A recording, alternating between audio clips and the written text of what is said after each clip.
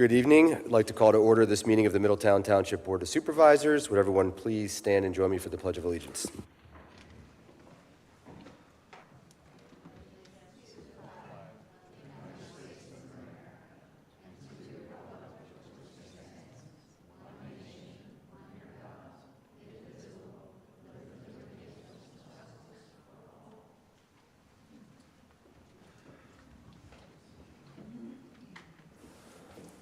Well, we are thrilled tonight to have the Neshaminy High School Select Choir here with us.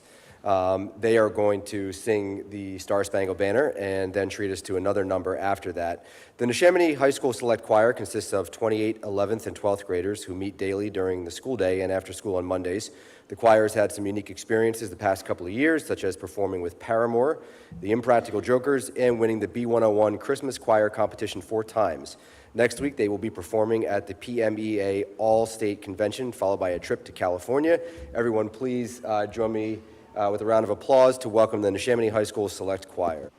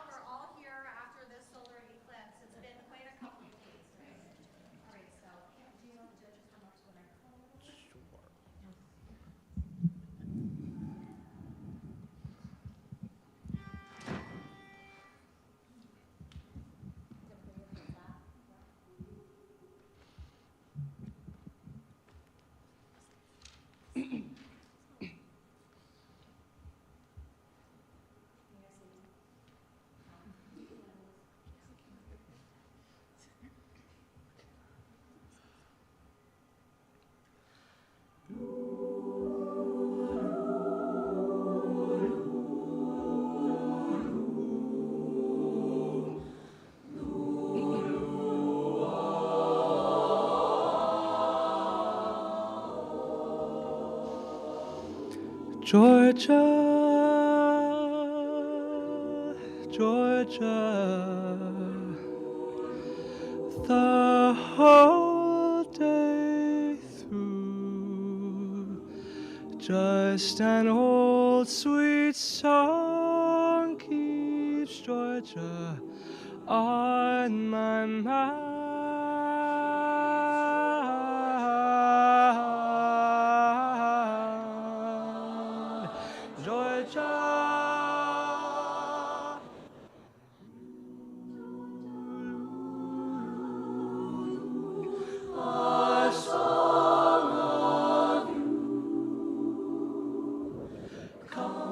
Sweet and clear as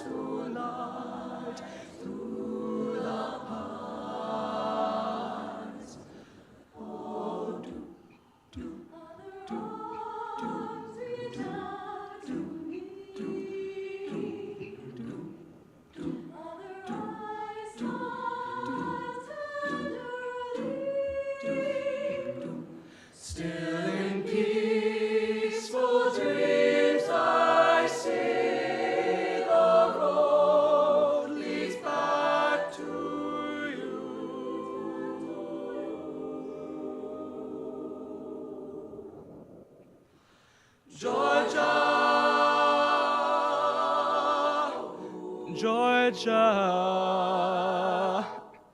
No peace I find,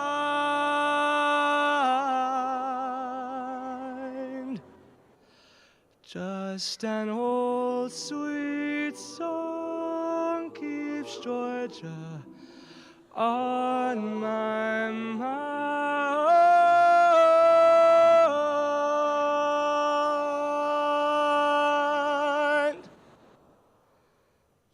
Just an old sweet song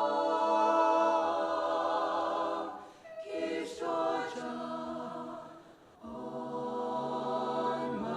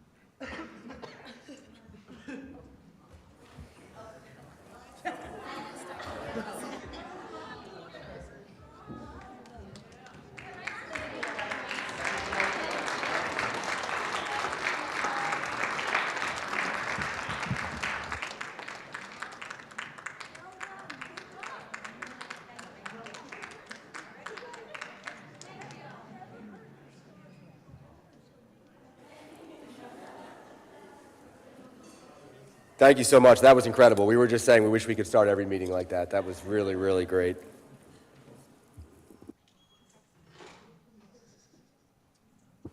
But unfortunately, we have to move on to business. So, Ms. Corporal, would you please call roll? Mr. Cusack? Here. Ms. Hannah? Here. Ms. Kane? Here. Ms. Payne? Here. Also in attendance is Township Manager Ms. Tooley Cools, Assistant Township Manager Mr. Vala, Township Solicitor Mr. Esposito, Township Engineer Mr. Kessler, Chief of Police Joseph Bartarelli, Director of Building and Zoning Jim Ennis, Director of Parks and Rec Paul Copera, Director of Finance Mega Bendari, Director of Public Works Eric Gardenmeyer. Thank you, Ms. Corporal. A few announcements and upcoming events. The next Board of Supervisors meeting will be Monday, May 13th, 2024 at 7 p.m. And Earth Day is coming up on Saturday, April 27th, 2024. That's from 11 a.m. to 2 p.m. That's in Core Creek Park. Earth Day this year is sponsored by Robin Kemmerer Real Estate. Here at our Earth Day, you can join Middletown Township, Falls Township, Newtown Township, Northampton Township, Humeville Borough, and Bucks County Park and Recreation to celebrate Earth Day. There will be live entertainment. There will be free giveaways. Local businesses and organizations will be there to demonstrate sustainable, eco-friendly practices, and much more. So please come out to Earth Day on Saturday, April 27th. If you need more information, you can call 215-750-3890. Again, that's Saturday, April 27th. Also, we have coming up Pennsylvania Beloved Communities Tour. That's Tuesday, April 30th, 2024, from 5:30 to 7 p.m. That will be here at the Middletown Township Municipal Center. There is a Zoom option available for those that are interested. For anyone wondering, a beloved community is a group of residents, usually within one geographic area, that work together across racial, gender, and ethnic lines through the guiding principles of unity and love for humanity. And again, that will be Tuesday, April 30th, 5:30 to 7 p.m. And there is information on our website for anybody who wants to register. Next, we have several proclamations. The first is a proclamation recognizing Local Government Month in Middletown Township, and it reads as follows.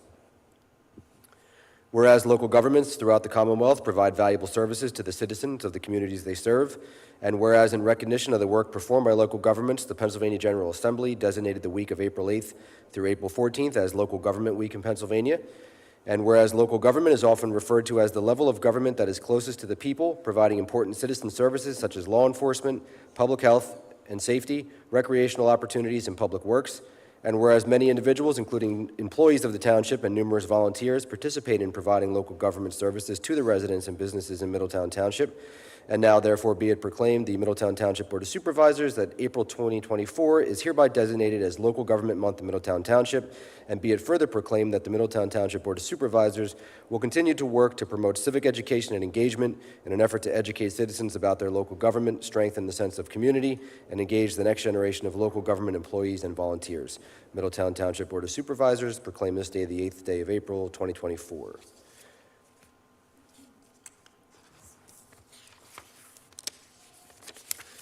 Next, we have a proclamation recognizing Arbor Day in Middletown Township, and that reads as follows. Whereas in 1872, the Nebraska Board of Agriculture established a special day to be set aside for the planting of trees, and whereas this holiday, called Arbor Day, was first observed with the planting of more than 1 million trees in Nebraska, and whereas Arbor Day is now observed throughout the nation and the world, and whereas trees can be a solution to combating climate change by reducing the erosion of our precious topsoil by wind and water, cutting heating and cooling costs, moderating the temperature, cleaning the air, producing life-giving oxygen, and providing habitat for wildlife. And whereas trees are a renewable resource, giving us paper, wood for our homes, fuel for our fires, and countless other wood products. And whereas trees in our city increase property values, enhance the economic vitality of business areas, and beautify our community. And whereas the Middletown Township EAC plants 40 trees each year and also distributes 400 trees to the community annually, now therefore be it proclaimed that April 26, 2024 as Arbor Day in the Township of Middletown, and urges all citizens to celebrate Arbor Day and to support the efforts to protect our trees and woodlands. And further, Middletown Township urges all citizens to plant trees to gladden the heart and promote the well-being of future generations. Middletown Township Board of Supervisors proclaim this 8th day of April, 2024.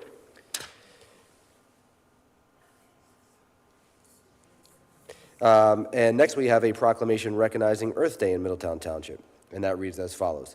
Whereas Earth Day was created 54 years ago, recognizing the importance for everyone to protect the planet on which we live, and whereas all life forms on Earth have a right to a healthy, sustainable environment, and whereas the global community now faces extraordinary challenges such as environmental degradation, global health issues, climate change, food and water shortages, and whereas all of us have an obligation to preserve the Earth's beauty as well as its resources, this obligation extends not only to today's generation, but also to the future generations who will inherit our planet from us.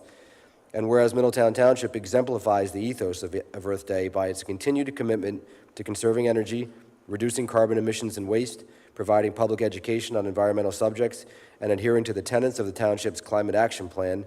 And whereas the Middletown Township EAC leads the efforts in our community in educating residents and businesses on the importance and significance of practicing environmental stewardship every day.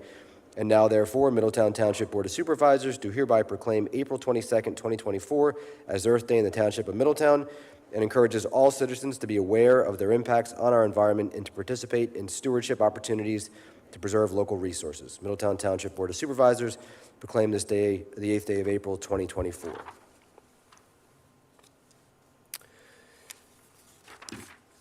And now we have recognition, a retirement from our police department, and that is the retirement of Lieutenant Ken Mellis. Chief?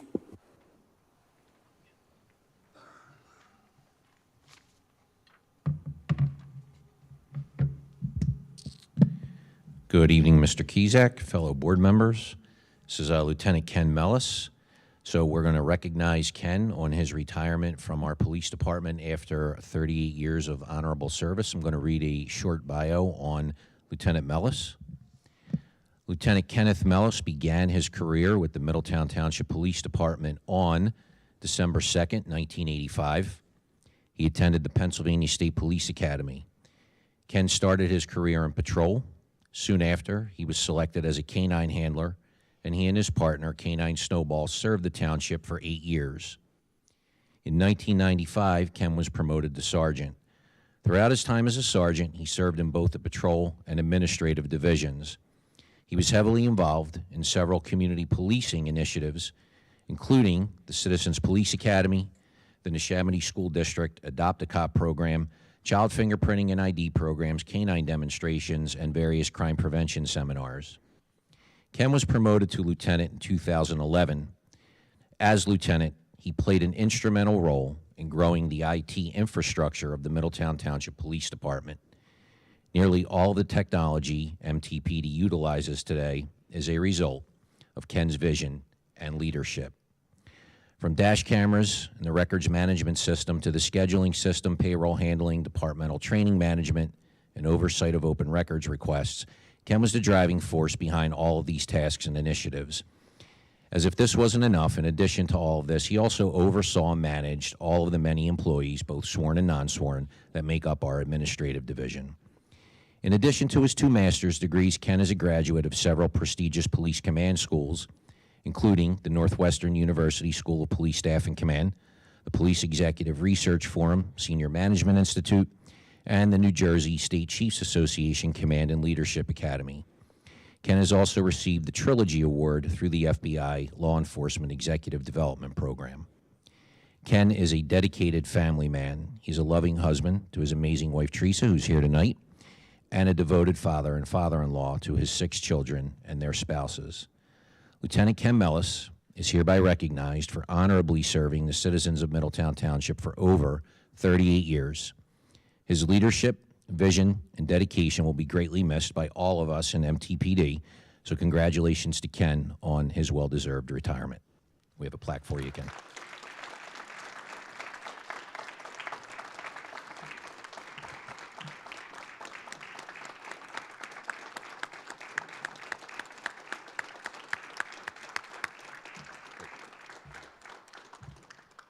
I was going to joke and say Ken's going to do a solo for us, perform a solo, but I do want to give him an opportunity to say a few words if he wouldn't mind. So go ahead, Ken.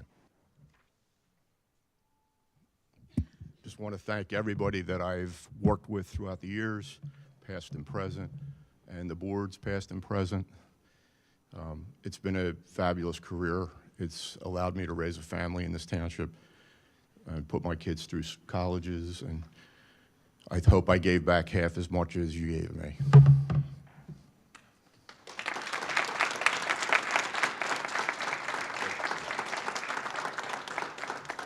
Thank you, Mr. Kizak. Thank you. Lieutenant Mellis, I just want to thank you for your years of dedicated service, and in particular, on behalf of the board, for the incredible community outreach and activities. It's made this township a better place. And so on the behalf of the Board of Supervisors, we thank you, and we wish you good luck and all the best in retirement. Thank you.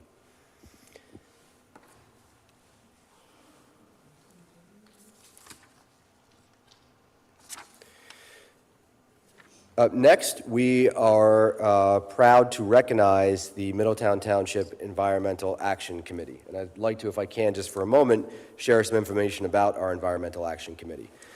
The Middletown EAC, as we refer to them, was established in 1981 by the Board of Supervisors that at that time included former Governor Mark Schweiker.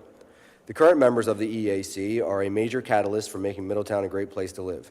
On an annual recurring basis, the EAC is responsible for the following: removing 700 pounds of trash from township parks and streams, planting 40 trees, promoting knowledge through their environmental speaking series offered free to the community, being a key catalyst in implementing features of the township's climate action plan, a plan that was adopted by this board in 2021, checking on and promoting the health of nearby waterways, especially Mill Creek and Lake Luxembourg, maintaining the community garden at the senior center, maintaining the butterfly garden at Veterans Memorial Park, which was established in 2010, hosting the multi-municipal Earth Day event since 2004, and the EAC's annual free tree giveaway on Earth Day is responsible for getting over 6,000 trees into the ground over the last 20 years.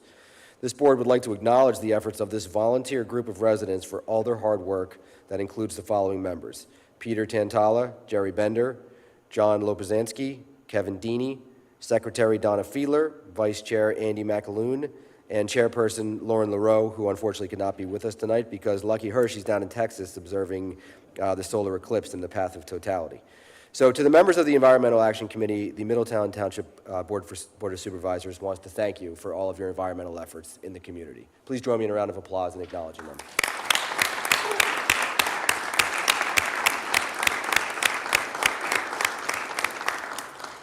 And for those members that are here, we'd like to invite you up because we have something for each of you.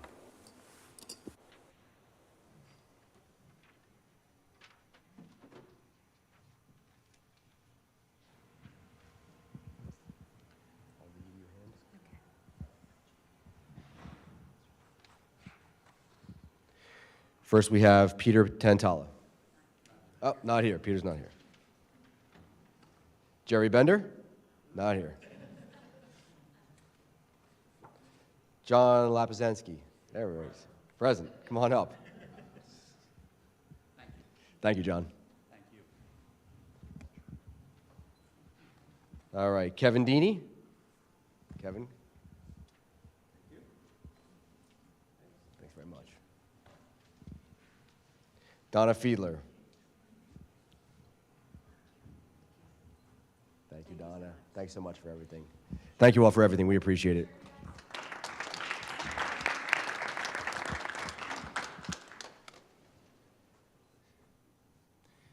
Chairman Kizak, the EAC has a gift for the board members, your own very EAC t-shirt.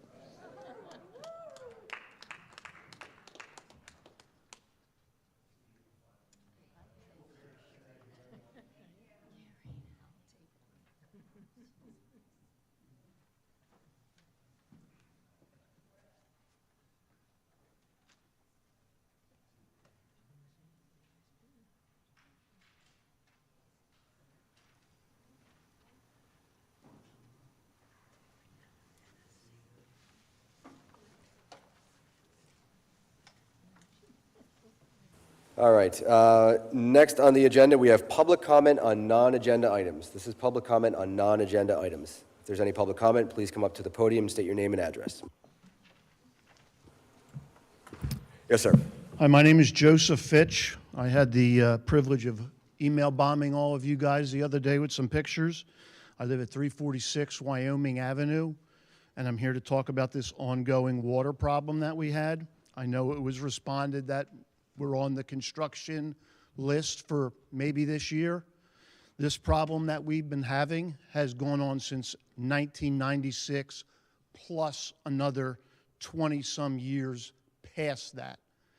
You guys came up with this idea to fix the flooding that has been caused in the neighborhood over overbuilding, taking away of wetlands, and so forth. And I'm asking you kindly again for our probably 9 millionth time to resolve this issue. It's getting very old. I was here a year ago, and boy, you guys jumped on the bandwagon real fast. You had people out there looking at this. I took time, showed everybody around, and then you just disappeared like a fart in the wind. We got water laying in front of our homes for days.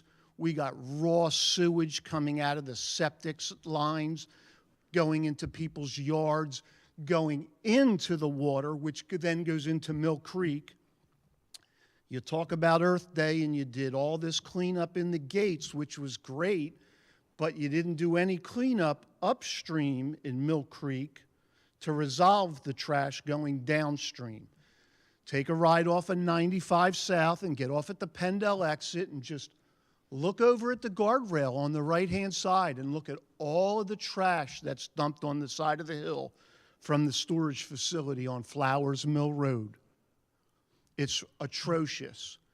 You got all kinds of trash that comes through from the apartments on Route 1. We just had an oil leak that went back there.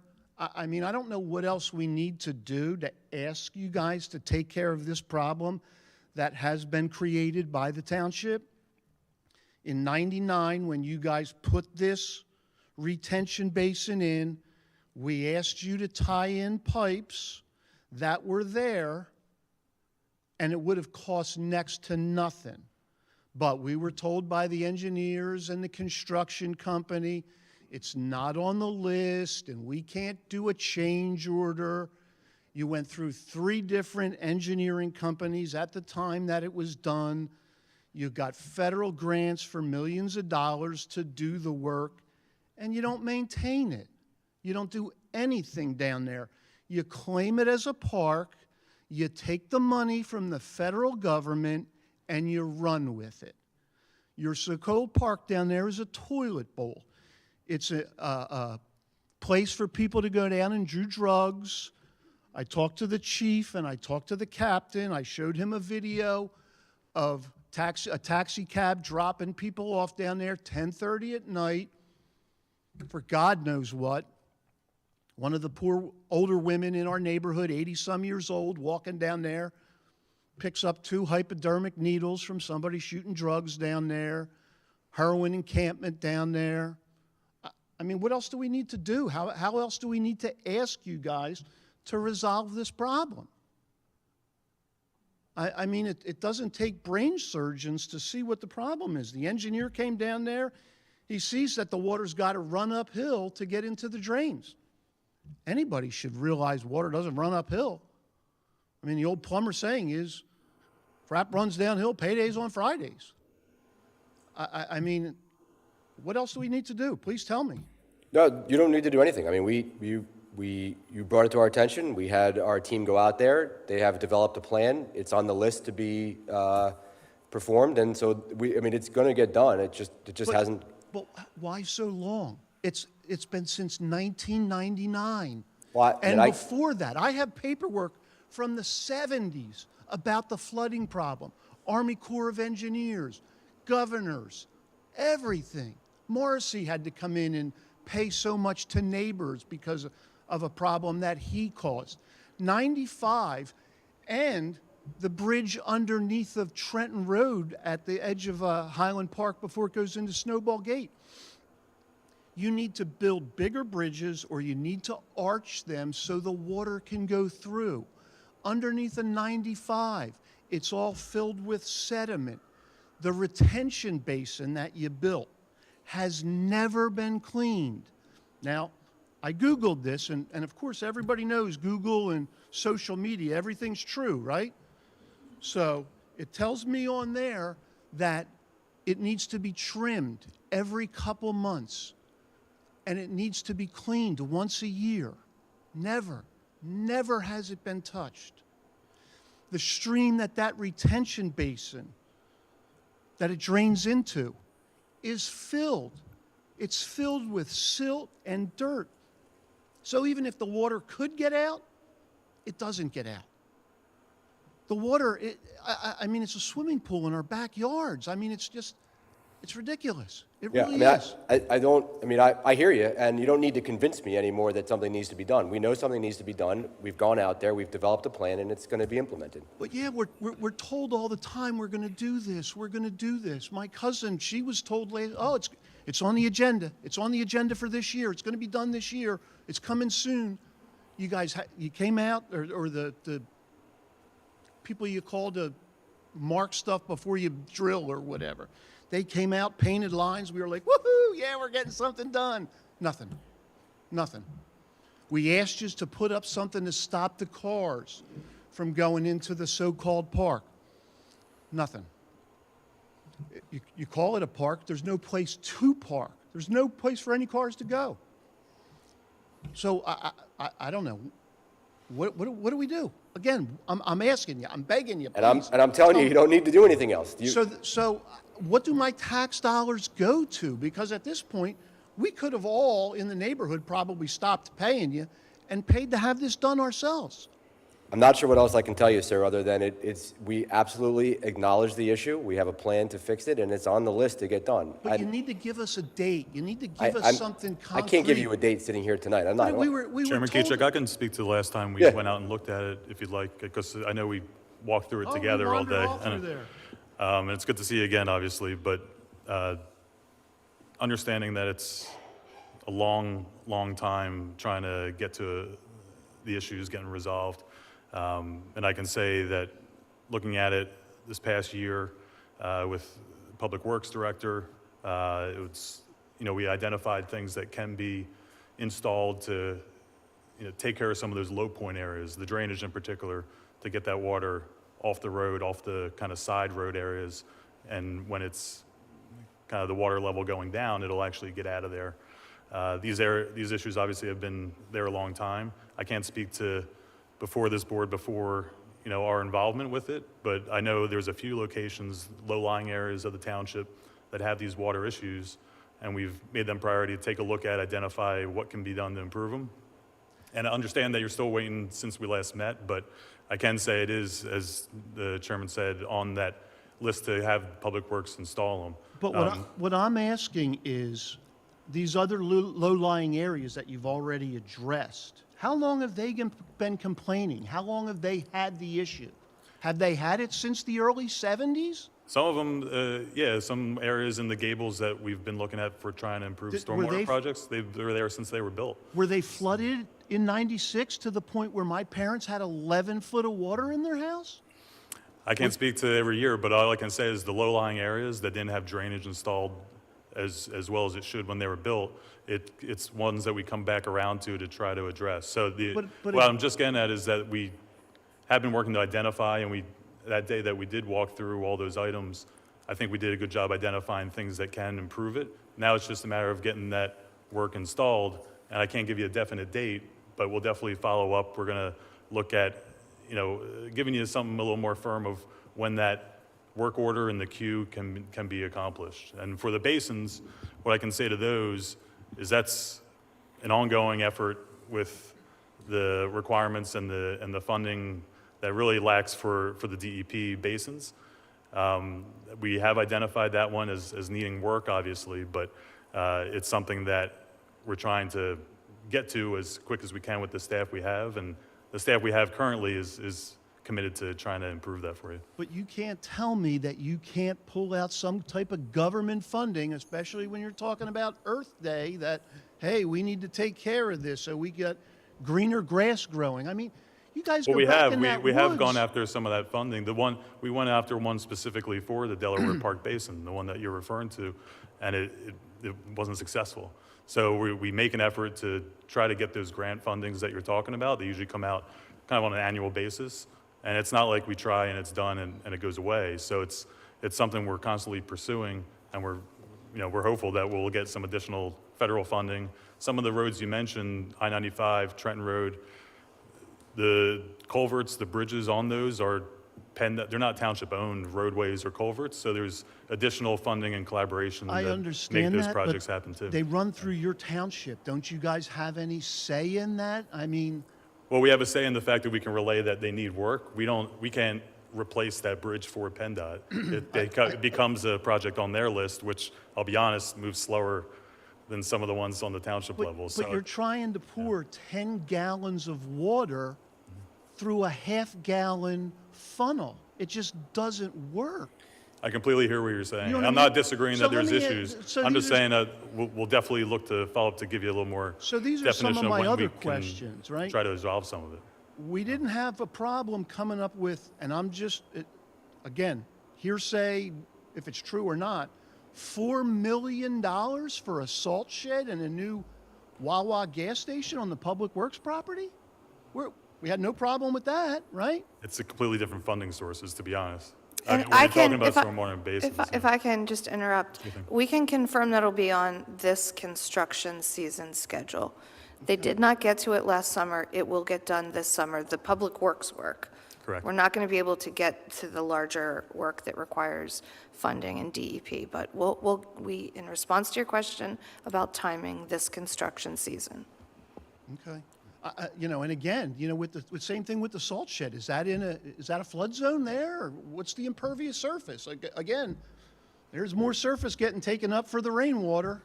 I hear your concerns. That was all looked at with that project. So for the But one again, that you're looking how at much Wyoming. impervious surface for that piece of property has been taken up? What is it supposed to be, 20% of the property? We can follow up on that project. There's no new impervious on that one. Yeah. It's an old salt shed, now there's a new one. Yeah, but let me tell you something. This new salt shed is one heck of a lot bigger than the old know. one was. It was all because paved, though. It That's was all where the paved before. canine dogs used to be and everything like that. I hear you. You know what I mean? I know So the history there too. was a lot of stone there and everything like that, and it's all being covered up. I'll show you kind of the change on that You property, know? but it was all paved. And take some of the money that you're claiming for that lovely park that's down there and use that to clean it out. Go for more federal government money for that. It's just, it's ridiculous. It's You know not what I mean? it's not a funding issue. It's not an issue where we're blind to there being a problem in the area. I mean, please understand that. We've acknowledged it. We are prepared to move forward with it. The township manager just confirmed that it's on the plan to be done in the summer construction season. That's the best we can tell you at this point. It just seems like it is an issue because none of the folks that have ever been on the board live there, and they don't have to deal with it. So it's a blind eye to everybody else. I take strong issue with that because we've done a number of projects in a number of communities in this township where none of us reside. So I don't think that has anything to do with it, frankly. And again, this has been going on for 70 plus, or since 1970. And I can't speak So- to you what happened in 1970. I can't speak to you what happened in 1996. I can only tell you that last year you made this board aware of this issue, and we've responded by immediately sending our engineer and our public works department out there. We identified the problem. We identified a solution. We had hoped to get it completed last year. It didn't happen. We acknowledge that. It's on the list to get done this year, and we will do it. That's the best we can tell you. The last thing I'll mention is that as the engineer of the township, I do meet with the director of public works monthly to go through the list of projects that we have throughout the entire project.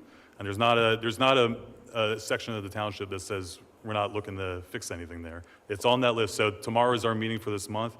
I'm glad you came out and Believe me. re-acknowledged like this one's still on there, and we'll look at that one to make it. I see Eric driving around on the road. What's going on? What's going on? They're You doing know? work all over the township, believe me. So are you we'll, guys gonna- we'll discuss it tomorrow, and we'll be happy to follow Are up you with going a to take care more of definite all time. of the issues down there, or are we just going to butterfly patch it and, take care of one or two small little things? I'll be able to let you know exactly what the work order is, but the priority really is the ones in our control, the township-owned areas to improve the drainage. Oh, And then you mentioned areas that are out of our jurisdiction, but we can continue to Well, work like with we those talked, agencies. That Gables Court, the water comes down, and that's part of the problem. The water comes down, somebody, excuse me, changed his garden, and now the flow comes into our neighborhood. So, I mean, it's, But I still have your contact information, so I'll definitely plan to follow up with you. thank you for letting me beat your ear. Thank you. Any other public comment on non-agenda? Yes, ma'am, please come up, state your name and address.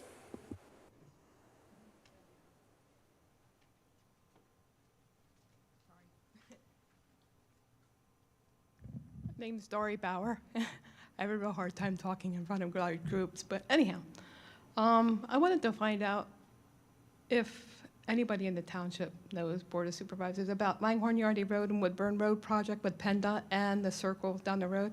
When supposedly is it supposed to start, and is anybody ever going to talk to me about it? Because our property is going to be really impacted. Because I'm near the intersection. Yeah, I can speak to that a little bit. The contract was just awarded by PennDOT, so the township and our traffic engineer was involved in the design. PennDOT has since taken over the football, so to speak, and they just awarded a contract to a contractor to begin that work. There's all of the pre-construction meetings occurring now. They're expecting to start at the Bridgetown Pike end of the project and beginning to work their way over. You can expect to see some construction happening in probably the next 2 months or so out there. Once we get some firm start dates from PennDOT, we are planning on the township level to communicate that to the residents. I can certainly circle back with the construction manager to make sure that you and your other impacted properties are made more closely aware, since you're going to see that right. Yeah, because I know they're going to be moving the telephone poles back because they're taking the property on the homeowner's side instead of like maybe Court Creek Park. But anyhow, and then our sewer and water, they didn't even know we had sewer and water. I'm like, oh, yeah. So we're concerned on how long is it going to take for them to like, that's why I want to have a meeting with them. How long is it going to take for us to be either out of electricity, out of water, and out of the sewer? Sure. Because, you know, I can certainly put you in touch with the construction managers to make sure that those questions are addressed. okay, I think you have my email. Yeah. All right, well, thank you. I just wanted to bring it up because we're all in the dark. We have no idea when anything was going to start, and traffic up there is horrendous. All right? Yeah, this project should be pretty impactful once it's all done, and we expect it to run 2 construction seasons, so you should see your end, kind of the Langhorne Yard, the Woodburn side of the project, maybe tail end of this year, but more likely you'll see some of that change happening beginning of next year, about a year from now. Yeah, because I'm right next to the fire company, so lucky me. Okay, thank you. Thank you very much. Any other public comment? Seeing none, we will move on to the consent agenda items. They are as follows. Item A, consideration of authorizing payment of April 8th, 2024 bills list in the amount of $2,156,443.65. Item B, consideration of approving the March 11, 2024 minutes of the meeting of the Middletown Township Board of Supervisors. Item C, the DPW Yard Waste Improvements Phase 1. That's consideration of approving change order number 3 for additional $14,410.94 for environmental remediation and balancing of final quantities. Work completed to close out the fueling operations phase of the project. And consideration of approving payment certificate number 8, final, in the amount of $51,309.87 for removing items, drainage, and close out of the fueling operations phase per the adjusted contract amount following change order number 3. And item D, DPW Yard Improvements Phase 1A. Those include consideration of approving change order number 2 for a negative $396 for adjustments of final completed quantities of soil remediation and paving asphalt floor of the salt barn. Consideration of approving payment certificate number 4 in the amount of $304,745.76 for completed items in construction. And finally, consideration of approving payment certificate number 5 in the amount of $334,353.65 for completed items in construction. Is there a motion on the consent agenda items? I'll make a motion to approve all consent agenda items as read. Thank you, Ms. Corporal. Is there a second? I'll second. Thank you, Ms. Payne. There's been a motion and a second. Any questions from the board on the consent agenda items? Any questions from the public on the consent agenda items? Seeing none, all those in favor say aye. Aye. Opposed? Carries 5-0. Next on the agenda, we have a discussion of a single-use plastics ordinance. Ms. Dioli-Cools? Mr. Deeney from the EIC is going to make a presentation. Thank you, Mr. Deeney.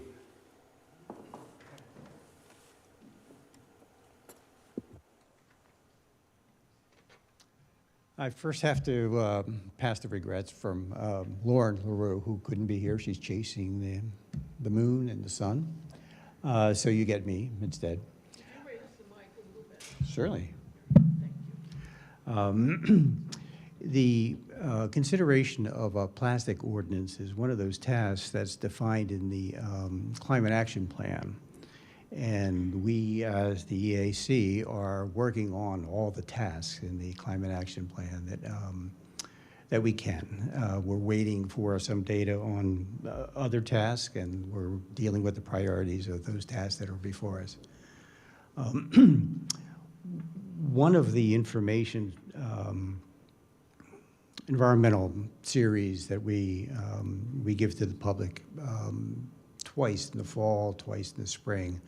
One of the topics was on plastics, on single-use plastics, and how they're prevalent in the environment, how much we have to clean them up. We've just finished the cleanup this last weekend, and we had a significant amount of stuff we gathered.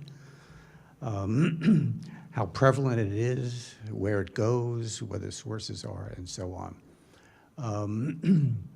That information series identified the fact that for a population of Middletown size of roughly 45,000 people or so, we use about 13 million plastic bags in a year's time. And that translates to about 58,000 gallons of fuel.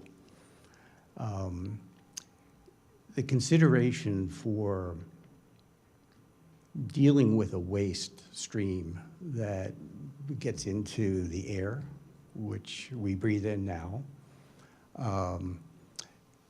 We've identified now plastics that are in our bloodstream, that's in mother's milk, that gets translated throughout the environment, not only with what we see, but what we don't see. And we know that it's a difficult and costly endeavor to try and deal with it. And it's bigger than we are.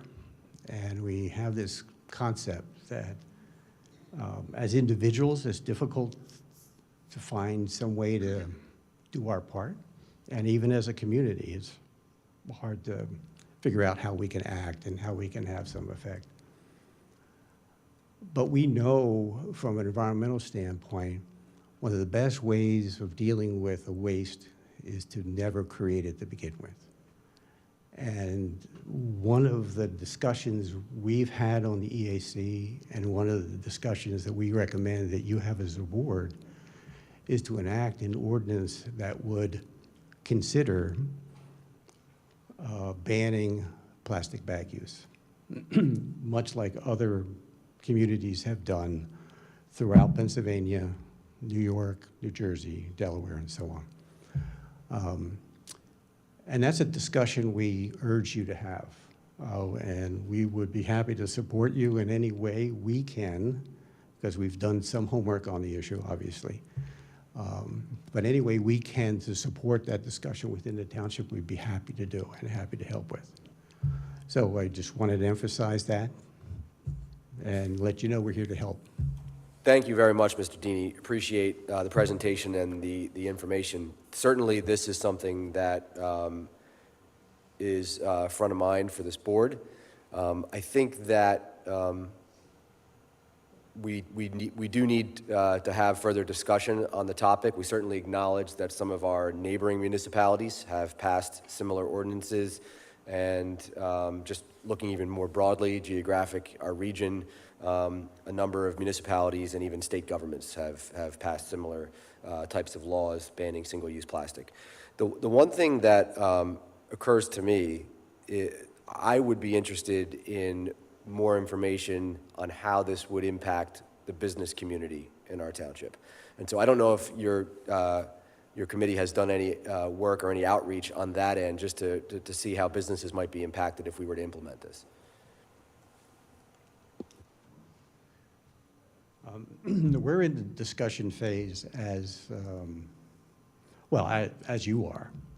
We've done homework to see how other communities have and we've looked at example ordinances that others have passed and how they have dealt with the business community. For that discussion to take place in this community, you have to involve all the stakeholders. And of course, you have to reach out to all the businesses that would be impacted in any way and bring them into the discussion. I think that's where the process starts and where the discussion starts, is gathering the stakeholders, having that discussion, and seeing where it leads. And knowing that there are examples out here of communities that have already done so.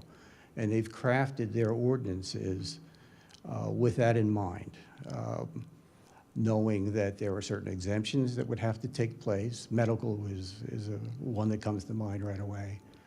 And a phase-in process that businesses would have time to use up their existing stock before they went to an alternative and so on.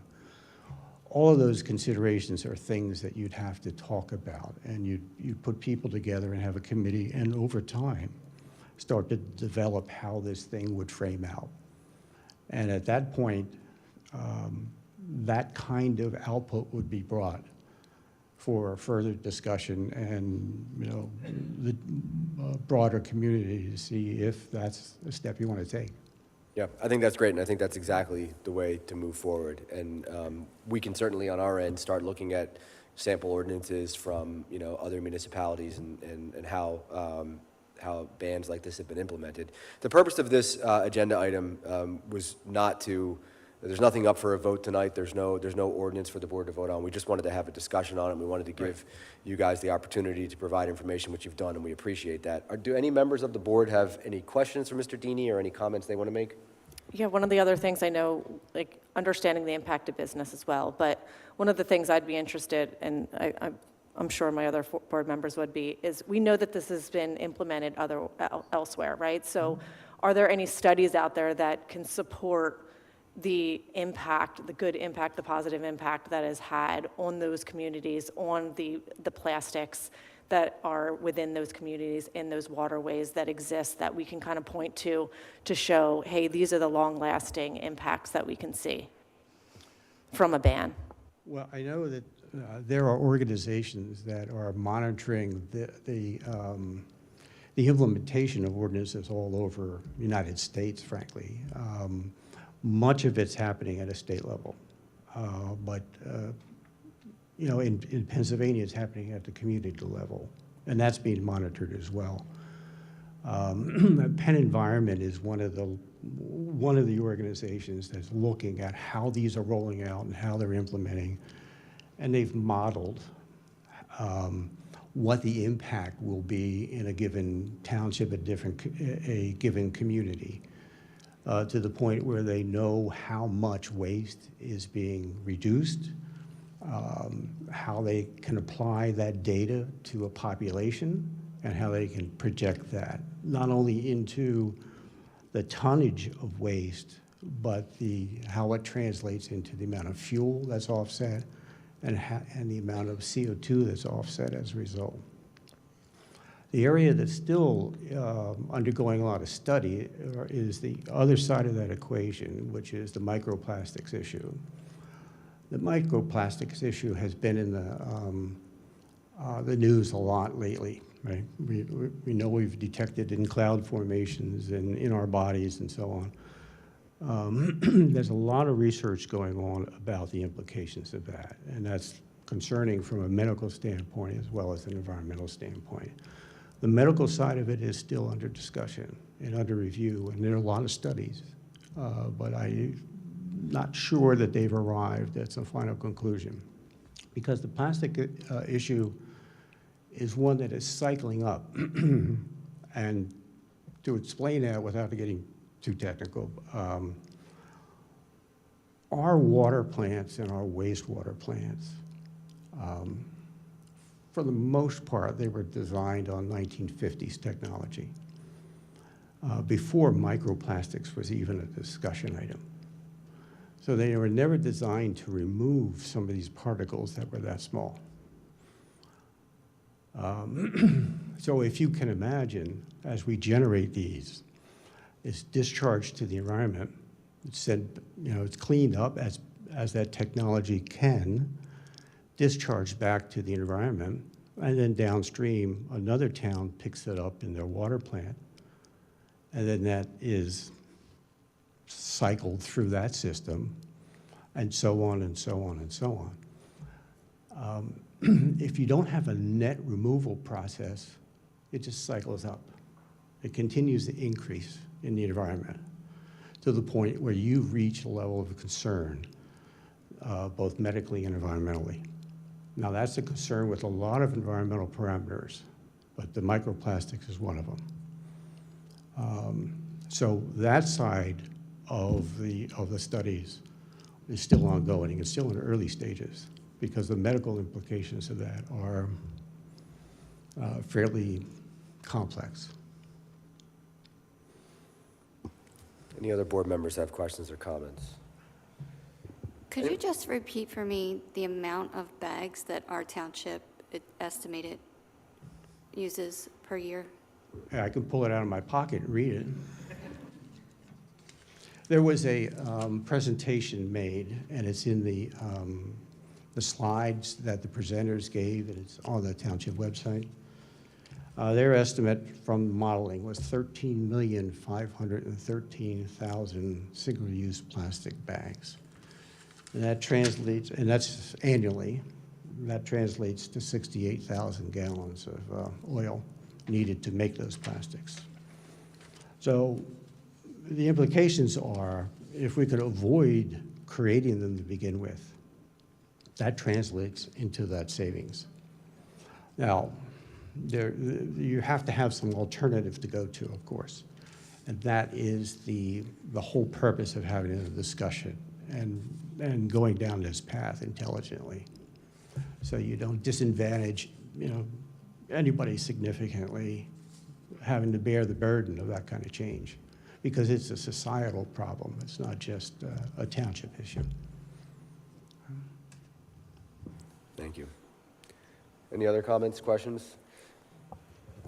I guess this question may be even more for Nick or somebody. Are there any grants or anything that anyone is giving out to kind of help support communities' transition, since businesses will be affected, and I assume the economic status of somebody might impede them from being able to purchase reusable bags or something like that? Yeah, none that we've seen. We can certainly look into that, but we do, on the township level, in the past, we've given away reusable bags, and we can certainly continue to do that at some of our community events. And we've also done a ton of the legwork in terms of not just seeing what other communities have done, but talking to the municipal employees who've been part of the process to, hopefully when you guys get to the point that you're considering it, we'll know some of the experiences that those other communities have had I did want to point out also, there is a group of residents who have a group of signatures that they'd like to address the board as well. Yeah, I was just going to open it up for public comment after the board was done. So if there are members of the public that would like to speak on this issue, by all means.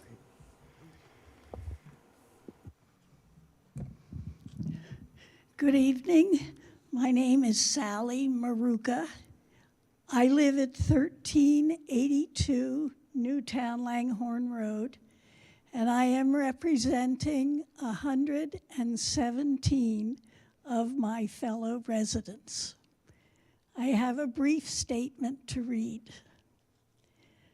Plastic bags and other single-use plastics end up in landfills, incinerators, in our waterways, where they can last for hundreds of years, harming wildlife, our oceans, and our health. These nearby cities and townships have already banned single-use plastic bags.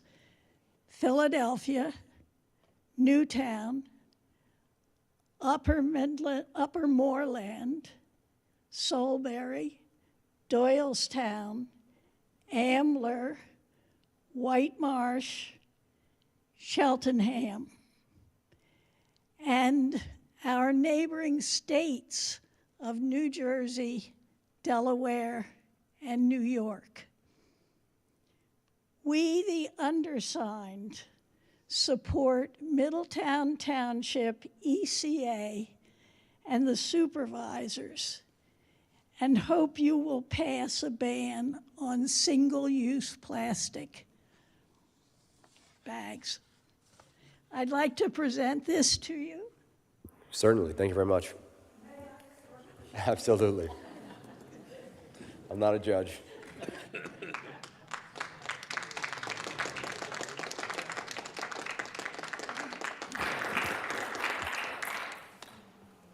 Ms. Coles, would it be possible for the board to maybe meet with some other boards that have gone through this to talk about, like have a meeting and talk about how this worked? And Sure. Maybe what we could do is try to, as Mr. Deeney recommended, starting the pulling together, maybe we could have a meeting that we have some representatives from other communities. Some of the Montgomery County towns were a little bit ahead, and so some of them have more time with the ban in place. So sure, absolutely, we'll do that. I think the short answer is there's definitely interest from this board in exploring this topic further, and so we're going to do that. We're going to begin to take this discussion to the next phase, involving stakeholders, looking at sample ordinances and impacts that neighboring municipalities have had that have implemented this. So I want to thank Mr. Deeney and your committee for being here and for your thoughtful and detailed presentation. I want to thank the members of the community that came to present your position on this topic, and we will continue to work on it further. Is there anything else from anybody on this before we move on? Okay, thanks to everyone. The next item on the agenda is consideration of authorizing the purchase of a new high-efficiency hot water boiler system for the municipal center. Thank you very much. Ms. Tealy-Coles. Public Works Director Eric Gartmeyer will be here if you have any technical questions, but you have in your packets this evening a memo and a quote related to the potential new high-efficiency hot water boiler system. Many of you know our existing system has sort of been limping along. It is more than 20 years. It is from the initial construction of this building back in 2001. It's a two-boiler system. It's a standard efficiency system. We lost one of the boilers. We've been just using one of the two. The fan on the remaining boiler has now failed, and so our system is compromised. It has outlived its expected life, and we now need to do a replacement. We did look at repair repair would be extremely costly on this existing system, in the range of $350,000 to get the existing old system back up and running. And so with the ability to move to a high-efficiency system, we pulled in Southland. Southland was formerly Burns Mechanical. They did the chiller system upgrade 2 years ago, and they have had the service contract for our HVAC system for a number of years. And so we've asked them to put together a plan for a new high-efficiency boiler. It is a significant cost. It's $484,000. You have the information in your packets, but for the benefit of the public, this project would include completely decommissioning the system that is in place right now, and it would be implementing a high-efficiency system. We've been talking about the environment a lot. This is something that we would have a significantly more efficient system than we have now. We do have in your packet information about the reduction of fuel costs and the cost of savings that would be over the course of the 25-year life of this system, and that is a cost savings of $216,932. We did budget for this. It was a priority too. We knew that it was coming. We had hoped to limp along another year. We are recommending that we move forward with this and that we shift around some of our capital. We have some projects that aren't going to be actually happening because of the grant funding, and the projects aren't moving forward in enough time for the end of this year. We will seek out PICO rebates, and we're confident that we'll potentially see some PICO rebates. We also have this energy efficiency block grant, $76,000, that we had been planning on doing something solar. We've been struggling with the quote-unquote something solar because we only have that amount of money. We could utilize that money to offset this system, and staff would recommend that. So basically, the recommendation is to move forward with this contract, and if you have any more technical questions, Eric is here, and I will also attempt to answer any questions you might have. Thank you, Ms. Dealy-Cools. Obviously, this is not something that anybody wants to have to deal with or pay for, but it happens. These things have a life expectancy, and this particular one is obviously more than 20 years old. Looking at, the circumstances, the cost to repair it versus the cost to replace it, and the fact that moving to high efficiency will obviously save us significant cost savings over the lifespan of the new system. It seems like something we need to move forward with. Do any members of the board have any questions for Ms. Dealy-Cools or Mr. Gartenmeyer about this particular item? Yeah, I have two things that came up during my review. So one, it looks like we only have a quote from Southland, but not any additional quotes to, make sure that, what we're paying is reasonable, it's in line. That's the one piece. And this is a significant scope of work, but I don't see any itemized information on all the various line items versus equipment versus labor. So, do we have a feel of where this is from a market standpoint? And two, have we had a review to make sure that all of these things that are in scope for the project are necessary? Since your email to me earlier today, I have been communicating with Southland to obtain additional information, which I will be able to share with you. I've started to get some information, but I haven't gotten a full picture about the breakdown of the labor costs versus material. And so I can get that to you. And if you wanted to, maybe make your motion subject to administrative review, I could get that to you. In terms of the marketplace, Southland is a CoStarz vendor. CoStarz is the state bid. And so there is a vetting process for any contractor to be on the state bid. We could go out and see if there are other state vendor qualified contractors. As a staff, we feel pretty strongly about sticking with Southland only because of the fact that they just implemented the chiller system and they have the maintenance contract with us. And so if we were to bring in a different vendor at this point, this is basically completing the rehab of the whole system. There might be some air handlers that we're going to have to deal with replacing, but the chiller and this hot water system, this boiler system, that's going to be it, and it's going to be the system that carries us for the next 25 years. We have experience in this township of not having the maintenance contract and the vendor who did the installation being the same, and it's extremely difficult in terms of getting the work done and keeping the system up. But if you wanted us to go out and provide you with those quotes, we could do that. I mean, I do think there is value from an administrative standpoint in having the installer and the company that has the maintenance contract being the same company. But it's up to you, Ms. Kane. Do you want us to get that data? What is the maintenance contract today? Is it like a 5-year contract? Or is it just we're using them because they installed the chiller? No, it's a 5-year contract, and we're about close to the end of that contract, right, Eric? Next year. So, yes, it is a 5-year contract. It will be up, I believe, next year. And with that also, we have spoken to the company. Since we have newer pieces of equipment now, the contract value should go down. Right now, they're dealing with 20-year-old pieces of equipment and parts, some that are hard to get and things like that, and retrofitting stuff to make it work. So with that being said, if the chiller's new now, if the hot boiler system would be new, that you should see a reduction in that contract.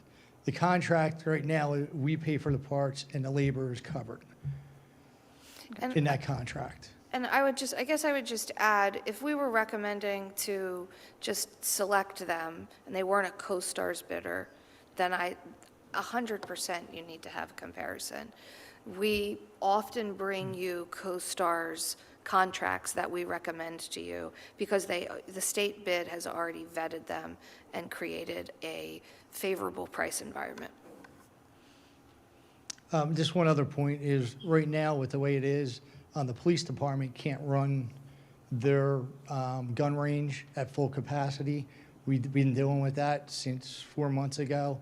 If the weather's down too cold, they have to reschedule things and try to get their people qualified. So it's been a kind of hassle for the police department also on that aspect. We've been working through it, hoping that we could limp through it again, and it's to the point where it's not. Something needs to be done, whether... Yeah, I mean, I prefer not to delay this for that reason and other reasons. So I would be inclined, Ms. Kane, if you're amenable to it, to making the motion.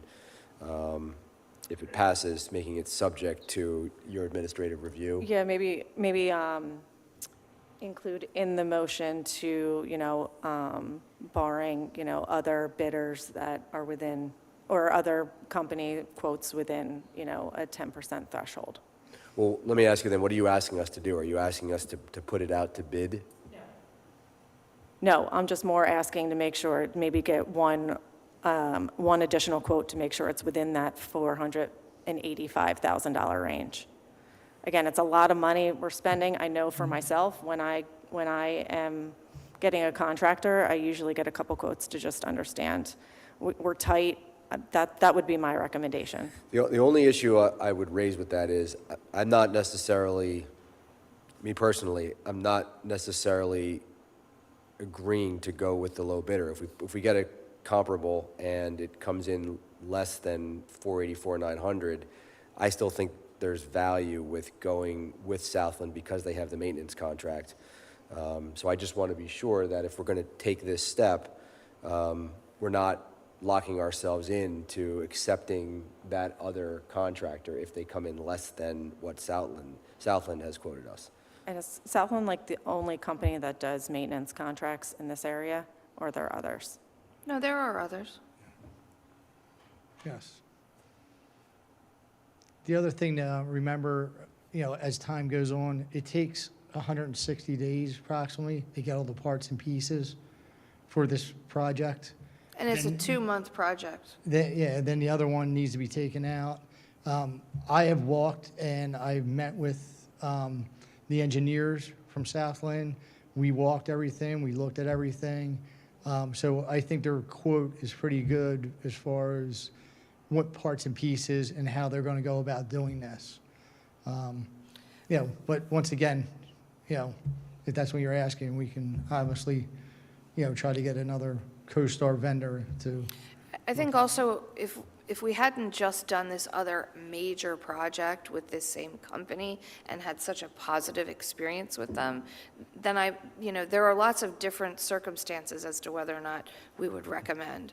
And it's not just because they have the maintenance contract, it's because of that other huge chiller project. That was a $200,000 project only 2 years ago. And they did a great job. They brought it in at budget. There were no change orders to the contract, things that you do have concern if you go to someone else, right? Mr. Kizak, to your point, we did have 2 different vendors at one time, and it's always this. Well, they put it in, but I'm not servicing that because you need to call this guy. I've dealt with that in my own house. It's a nightmare. I mean, be honest with you, it is nice dealing, and we, not only that, but we do use them at DPW building also. So they do have the contract for here and our DPW building. So that's another reason why, me personally would like to say keep with the same company. And I get that you're hesitant. It is a lot of money. But, I think they proved themselves before, and, But if you want us to get another Yeah. if you want us to get another bid, we can do that. That's not a problem. I'll be honest, I mean, Ms. Kane, your point is well taken, but for me personally, considering the totality of the situation, who the vendor contractor is, our experience with them, the necessity of moving forward with this project and not delaying it, and my concern about what we are committing ourselves to if we now go out and get another bid, I'm going to just make a motion to authorize the purchase of a new high-efficiency hot water boiler for the municipal center from Southland at a cost of $484,900. I'll second. Been a motion and a second. Any board questions or comments at this time? Questions or comments from the public? Yes, sir. Eric Bruno, 79 Sweetgum. All right, a couple things. One, so this is CNG, right? We're CNG in this building now. We're going to stay in CNG. Okay. You're going to take the money that we've been saving for solar projects during April. And I understand that this is, this is kind of It's not important. money that we've been saving. It's a block grant that we've been given. So we're gonna take that block grant money and take it from a solar project to where we're generating power and all that to a hydrocarbons emitting project. Yeah, I know it's efficient. I know it's all that. And you're gonna do that in April, Earth Day. We just had our environmental advisory committee here, and everyone's signing, hey, we gotta get rid of, plastic bags and all this stuff because of hydrocarbons. And I just want to make sure I understand this. And I agree with Ms. Kane. I understand it doesn't work, and that the police department isn't able to run their range and all that stuff. It just blows my mind that we're not thinking of alternatives. That okay, maybe we can get electrical, maybe we can get hybrid, maybe we can get there has to be. I am really stuck on. I just feel like you saw this one path with the one company, which I get, they're vetted and all that stuff. And in my own experience, I mean, they're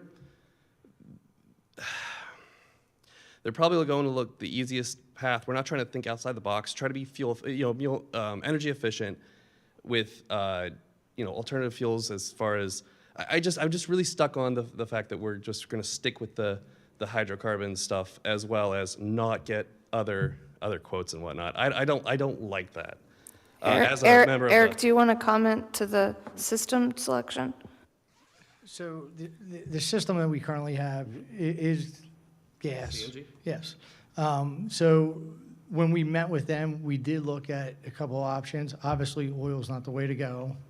And then, so their recommendation to us was to put a gas back in, high-efficiency gas, which gives you back almost 89, 90% efficiency rating compared to what we have now. Which is 2 years old, right? Right, because of the difference of age and technology in that. So that's where we kind of went down that path to look that way. Okay, Mike, you were just talking about having things at your, contractors at your house. So did I, recently as well.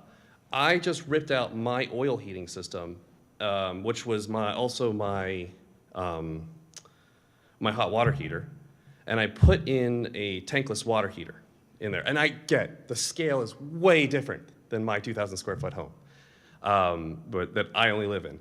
But the plumber that I had install the new lines to run it, they jackhammered my floor and everything, was telling me, hey, look, this is not going to be sufficient for this house. I've had friends over, and we've had a single problem. I'm just taking that this was the easiest way. I get that. I get that it's an emergency.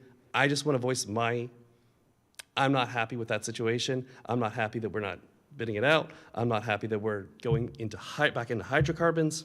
Just not happy with any of that. So, and I think it's, again, I understand the urgency, but I think it's being rushed through, and I think we should seek alternatives. That's all. Thank you, Mr. Bruno. Appreciate your comments. Any other public comment on this agenda item? Okay, well, there is a motion and a second, so I'm going to call to a vote. All those in favor, say aye. Aye. Aye. Opposed? Nay. Carries 4-1. Thank you, Ms. Teoli-Cools, and thank you, Mr. Gartenmeyer. Next on the agenda, consideration of authorizing the advertisement of bid specifications for solid waste recycling and yard waste collection for 2025 through 2029. Ms. Teoli-Cools? Thank you very much. We talked about this topic at our last meeting. We've had some feedback from the community since then. We have worked toward putting together a bid. This is a 5-year bid for waste and recycling collection. We have our current contract. This is a single hauler contract expiring at the end of this year. Our residents currently pay $401 for the annual cost. Existing contract, as you all know, twice weekly trash, once weekly recycling, once weekly bulk yard waste from April through January. So we know the prices increased dramatically, and we are attempting to address that in the bid to provide options and flexibility. And we're also trying to address more modern trash collection methods, automated trash collection being the more modern way to collect trash. So we have a bid spec, which is a draft bid spec here. The plan is to post it in the beginning of May, open the bids in June, and then award the bids in August. That gives us a good time period between opening the bid in June and awarding in August to really dig into all of these different options. And so we definitely are going to bid as is for those residents that have responded. And by the way, after our last meeting, we had a couple of residents who run Facebook groups who asked residents to email us. So we all received about 100 emails in the last month. We've got 12,000 homes that are served by this trash and recycling service, 46,000 residents, but we did have, quite a few folks raise issues. The issues that were raised, I attempted to incorporate into the bid in alternatives. So we've got one alternative, like the base bid is going to be as is, which is twice a week, as I mentioned. And the first alternate would be as is with a shift of bulk collection and making bulk collection more limited because that's a cost driver. We then are incorporating a move to automated collection 2 days a week and a move to automated collection 1 day a week. Typically, when a municipality moves to automated collection, because of the larger toters, they move to 1 day a week, and that is a significant cost driver. We're also going to incorporate an alternate that has us owning the carts versus the hauler owning the carts. The only reason for us to own the carts is if you contemplate that you might, at the end of the contract, shift to a different contractor, you no longer have to have the cost of those carts in the second contract. Some of the things residents were concerned about, the size of the toter. The toters are typically 95, 96 gallons. And it doesn't matter how many times you demonstrate to them how easy it is to move one of them, even as a small or a senior citizen. We heard that, and what we'd like to incorporate in here is that there be alternate sizes of carts, so that we would deliver to all of our residents the 96-gallon toters, but then after the first quarter, any resident could request a switch out to, say, a 45-gallon. So that's one of the things we were contemplating to address the concern that the toters are too big. Another thing that we heard is they're not big enough for all my trash. I'm a family of 6 and we generate more trash. I can never fit it in. So we're also going to include a component where residents are able to purchase a second toter. So a one-time fee to get a second toter for those people that feel they are going to generate more trash. And then finally, and I think pretty significantly, is we want to really enhance customer service. In the last contract, we really enhanced customer service, but we still struggle. We created a 1-800 line, but folks are pretty upset that they aren't getting through as quickly as they'd like. There are long hold times, and as much as I could say Waste Management has worked with us on it, we tend to get back to there being problems. And I just really sort of consider them communication problems. So I'd like to enhance the customer service component. So in the last contract, we added this dedicated line. I'd like to add an email address. So residents can not just have to get on the phone, an email that they can push to get, make complaints, to get additional service. We'd also like to incorporate a mobile app, maybe a text, like we get for other services where you get on a text blast if, say, there's a weather problem or there's a holiday delay. And also, one of the things that we currently have are penalties for problems. So we want to probably ramp that up a little bit too, so that there's a little bit more teeth in the contract. So what you have, again, is the first draft. I'd like to ask for your authorization to put the project out to bid. I will send you the final version before we post it, but your next meeting is actually on the 13th of May. We'd like to post it the first week of May, which is just 1 month away. Well, I talked about this extensively at the last meeting, and we've had obviously lots of public dialogue about it. We did get a number of emails, and I'm sure all of us have had people, stop us on the street or call us or reach out to us, directly about this particular issue. It's something that people have strong feelings about. I commend you, Ms. Dioli-Cools, because I do think the bid as you have it structured with the various alternates really does check every box of every question, concern, complaint that we've received from residents since we raised this issue at our last meeting, and probably all the items that we, encountered the last time we put this contract out to bid. So I think it is a perfect way to handle this, in my humble opinion, and I am very pleased that we are making enhancements to customer service a priority, because as we've talked about a lot, when residents are unhappy with trash collection for one reason or another, oftentimes it is the Board of Supervisors that gets the calls and the emails from residents, and then we have to triage it.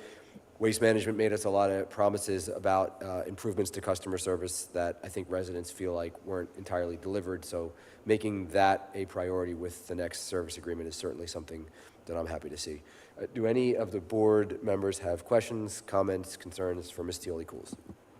I was just going to say, I'm very happy to see that we included all of the alternatives. I think that's, we heard a lot of these issues, and that'll do a lot to help out. And again, with the customer service and having a direct line that, different options for the customers is going to be really important, so. And people don't want to get on the phone anymore. Exactly. People want to I mean, send an online request. They want to fill out their name and address. And the other thing I forgot to mention is I did learn of one municipality that actually has carve-outs for the complicated, high-density neighborhoods to leave that at manual. That was another big thing that happened the last time. Hollybrook is an example. They have a very unique situation where they take trash to the islands in each of the courts, and those are townhomes that it would be very difficult. So I'm also investigating the concept of having some neighborhoods that are just carved out and they're just going to be manual collection. And the trash hauler is just going to have to incorporate that into their bid, right? That they're going to have to send an old school manual truck to those neighborhoods.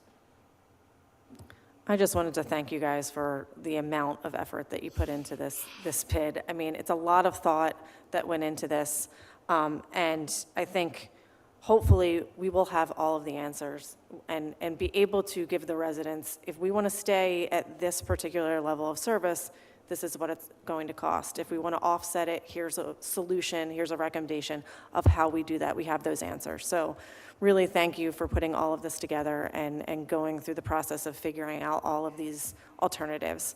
And just a thank you to the residents that did reach out. Know that our township manager responded to every single one of them.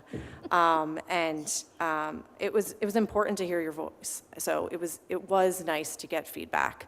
And I really like how we're handling this, knowing that people do have strong feelings about the trash collection. So having this level of transparency is really key to success of implementing something next year. Well, thank you. And every resident that emailed all of us, we have compiled those email addresses, and we're going to be direct communicating with them through this whole process. And I think it's important to say, too, there are some people that were in favor of moving to 1 day a week automated. We're also, Nick and I were talking this afternoon about incorporating into the bid those recycling toters that we did already hand out. We need to make sure that the new hauler can use those as well, because we want them to be, utilized. Any members from the public have any questions, comments on this? Yes, Mr. Post.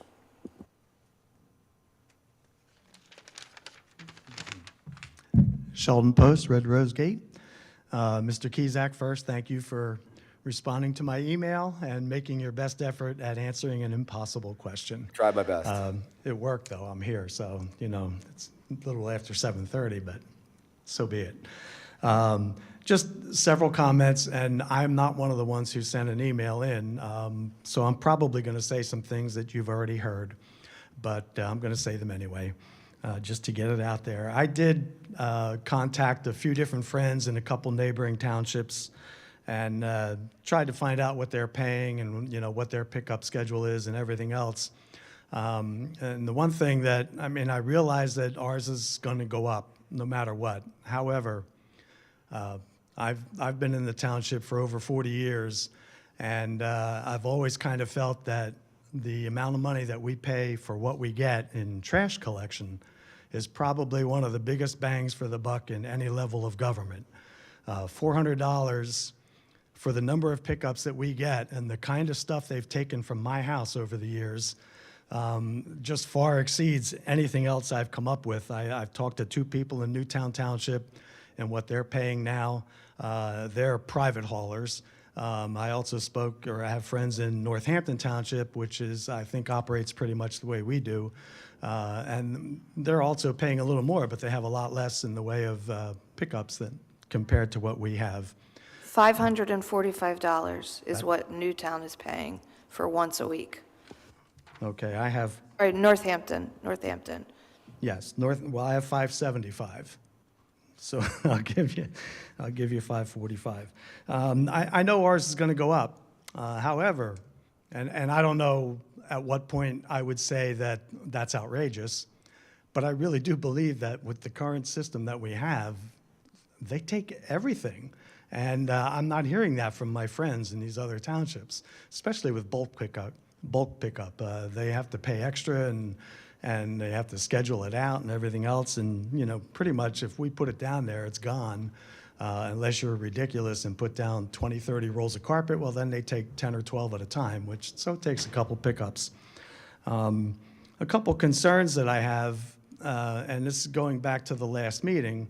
You didn't mention it tonight, but I know at the last meeting, the concept of loss of jobs came up, and that Waste Management supposedly confirmed that there would be no such thing as loss of jobs. I can't imagine how we can go from 4 trucks a week with at least 2 people on each truck, sometimes a 5th truck, and sometimes 3 people in busy times on a truck. How we can go from that to 2 trucks a week, 1 person on a truck, how that can't cost jobs. That logically just doesn't click with me. I can't imagine how that can occur. So that's one thing to consider. The subject of township supplying the bins or the company supplying the bins.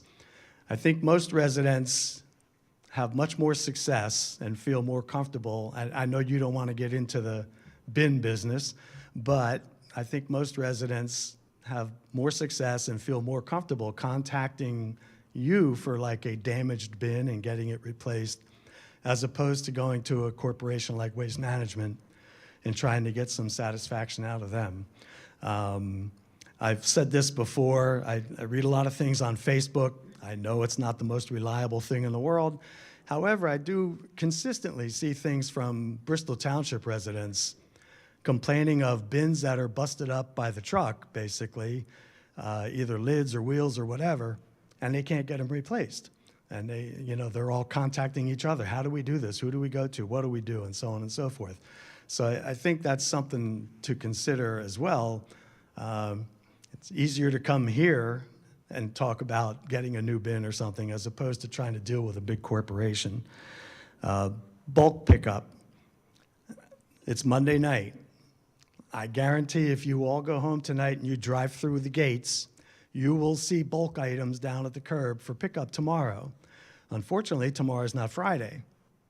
Those bulk items will be there until Friday. They won't be taken back up. People leave them down.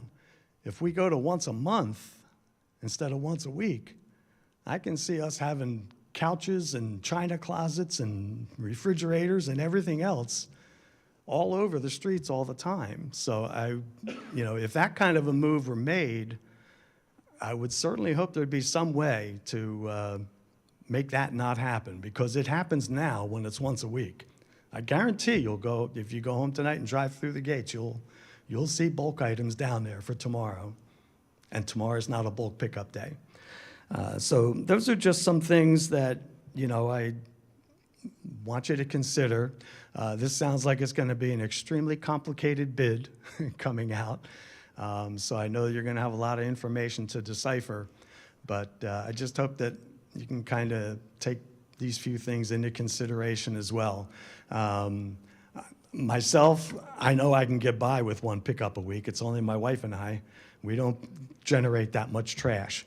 However, it's nice to know that if you have a party or something like that, and you miss Mondays or Tuesdays pickup, you know Friday's coming. But again, I think that what we pay is just a tremendous value for the number of pickups that we get. And I understand we're probably talking about going up to $600, $700, and who knows, whatever it might be. And I don't know at what point it becomes too much, but things to consider. That's all I'd have to say. Thank you very much for the time. I appreciate it. Thank you very much, Mr. Post. And actually, you raised some things that I believe have not yet been raised in any of the dozens of emails we received. One in particular is this idea of bin replacement when bins get damaged, particularly by the truck or by the trash hauler. So it's an important consideration. I also just want to note that we will be endeavoring to the best of our ability to provide as much public information as we possibly can through whatever means we possibly can so that people know what's coming and what the options are. We try to get information out to people. Invariably, some people aren't going to get it and they're going to feel like they weren't told about it or didn't have an opportunity to have their voice heard, but we will try very hard to make sure everybody knows that this issue is being discussed and that it's coming. So thank you very much. Appreciate you coming and sharing all that. Any other public comment on this issue before we make a motion? Seeing none, does anybody want to make a motion? I move to authorize the advertisement of bid specifications for solid waste, recycling, and yard waste collections for the years 2025 to 2029. Thank you, Ms. Corporal. Is there a second? Second. Got a motion and a second. Any additional board questions? My only remaining question is actually like, could we give folks like a little bit of a timeline, like for folks that might see on Facebook that we voted on this tonight? That doesn't mean that we're voting on a bid and then like versus like we're voting on the bid now. How long until we would get maybe something back and then actually be voting on a contract? I don't know if folks really know like how the timeline would. Sure. So you're voting to authorize advertisement of a bid tonight. We will be posting the bid the first week of May. We'll be opening the bid the second week of June. And you will be awarding the bid in August. So that gives us from June, middle of June to middle of August to communicate all of the options to the residents. We've already started planning public information. Mr. Post brings up a lot of things that, the loss of jobs for waste management employees. Another bidder could get the contract, and the waste management employees that you've all been seeing won't be here anymore, right? We didn't say that waste management is, that you would, if they got the bid, that you wouldn't necessarily lose an employee. We've been told by waste management that's not a concern because they have such a hard time staffing. They're so understaffed right now that folks would be placed to other places. And also the big thing you're hearing from all trash haulers is that manual trash collection leads to injured employees. It is a very unsafe way to have to collect trash, and it is not common anymore for folks to collect trash, except for in the city of Philadelphia, the city of Pittsburgh, places where manual or automated collection is not possible. So we've heard loud and clear from the trash haulers that they prefer automated because their employees are safer. 75 to 80% of their workers' comp claims in their whole company come from haulers who are doing manual collection. So anyway, I've literally gone down a rabbit hole with that. Sorry, but yes, okay. you'll have 2 full months. You will not be voting on something until August, and we do that so that should you select a different method of collection, we have plenty of time between August and January to distribute toters if we're distributing toters. Thank you. I just wanted to clarify because I know some folks, because of maybe what they saw on Facebook or somewhere else on social media, hearing it secondhand, actually already thought we voted on a contract, so. Our Facebook and our social media, Middletown Township social media, Facebook, our website, our cable channel are where folks should be getting information, not from the resident Facebook groups, because they don't necessarily provide all the information. Case in point, a lot of folks emailed us sort of just viscerally, don't take this away, when we never said we were taking it away. We said we're investigating options. Thank you.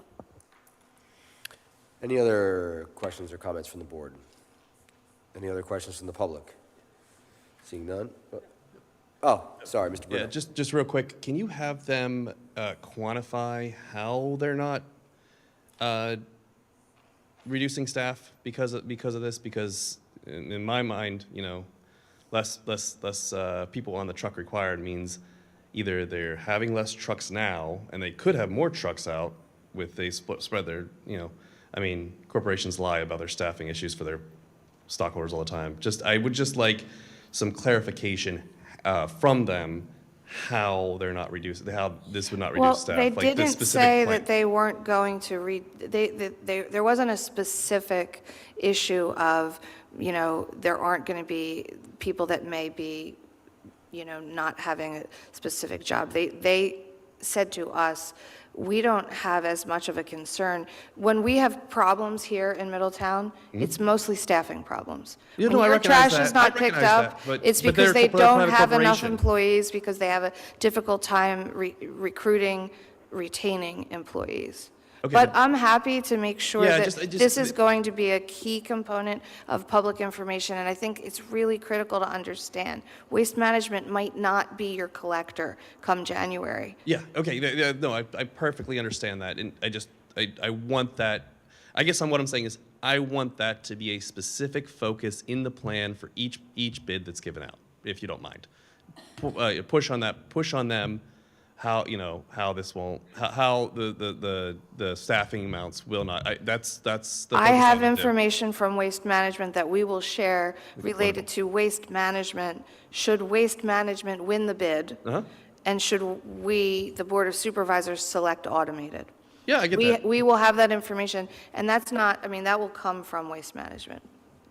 I want you to hold them to that it will come, that they won't, that you will get that information. You did, but Mr. Bruno, just Don't to ha- be clear, It's going to happen. can I just to be clear though, like Waste Management may not be our trash. No, hauler. I understand So that, we but, can't like- say to Waste Management, we need you to guarantee that not a single employee will be fired if you are awarded this contract. Because are we going to tell every other person who bids that they have to guarantee that they wouldn't? No, lay I off think any you're of their misunderstanding employees? what I'm saying. I'm saying that when you provide the information to the public, I think it's very important that we know the staffing levels of what those companies are doing and how we're maintaining it. I mean, specific not specific to a specific company, but pointing out there that automated could reduce jobs, and I think that's important that the public should know that. So I think that when you provide your reports to the public on the bids, that is a highlighted attribute to it. Maybe you and I could talk on a sidebar so I really understand. Because, I can definitely get out what Waste Management's position is on it, but I don't know how I would get like a general opinion of each trash hauler about that topic. I can give Ask them how many people they think that they're going to need to service Middletown Township would be my solution to that. Why don't we have a conversation sidebar? Any other public comment? Seeing none, there's been a motion and a second. All those in favor say aye. Aye. Aye. Opposed? Carries 5-0. Thank you, Ms. Tealy-Cools. Moving on to consideration of awarding the 2024 road program bid to James D. Morrissey, Inc. in the amount of $499,198.70. Thank you, Mr. Chairman, fellow supervisors. Tonight, before you is the recommendation to award this year's road program. Just to remind everyone, the roads included with this year's program, three basically local areas for milling and overlay, new paving, Robinwood Drive, which also has Robinwood Circle and Wood Court, Franklin Road and Country Lane, and then South Flowers Mill Road. The road program, as it's in the budget for this year, is a $900,000 budget line item. If you recall, we had the South Flowers Mill drainage project previously awarded that was kind of a subcontract in this budget line item. That contract was awarded at a previous meeting recently for $164,550, which left the balance of that budget line item of $735,450. So we were pleased to see the bids come in for the mill and overlay. We did receive 3 bids with James D. Morrissey, Inc. as the lowest qualified bidder. We reviewed all the bids for compliance with the township's responsible contractor ordinance. And James D. Morrissey does meet all those requirements. So this year's road program, it is just the base bid for those roadways. It's 1.4 miles altogether. And if the board concurs, it would be a motion to award the amount that you just mentioned, $499,198.70 for the contract for this year's road program. Thank you, Mr. Kessler. Any board members have questions for Mr. Kessler? Seeing none, I can accept a motion. I make a motion to award base bid for the 2024 road program in the amount of $499,198.70 to James D. Morrison, Inc. Thank you, Mrs. Corporal. Is there a second? I'll second. Thank you, Ms. Payne. There's been a motion and a second. Any board questions? Any questions from the public? Seeing none, all those in favor say aye. Aye. Aye. Opposed? Carries 5-0. Next on the agenda, consideration of authorizing demolition of 1129 Rising Sun Avenue. Who's got this one? Mr. Val. I always look the wrong way, sorry. All good. Good evening, Board. Before you tonight is consideration of demolishing the structure at 1129 Rising Sun. Back in 2021, after one of the hurricanes that struck, the homeowner at this property approached Township Emergency Management officials about and alerted us to a FEMA grant funding program that actually involves the municipality acquiring this property through grant funding purposes and demolishing it and leaving it as open space because it is in the floodplain and specifically because it is a property that has experienced repeated loss for several decades in this case.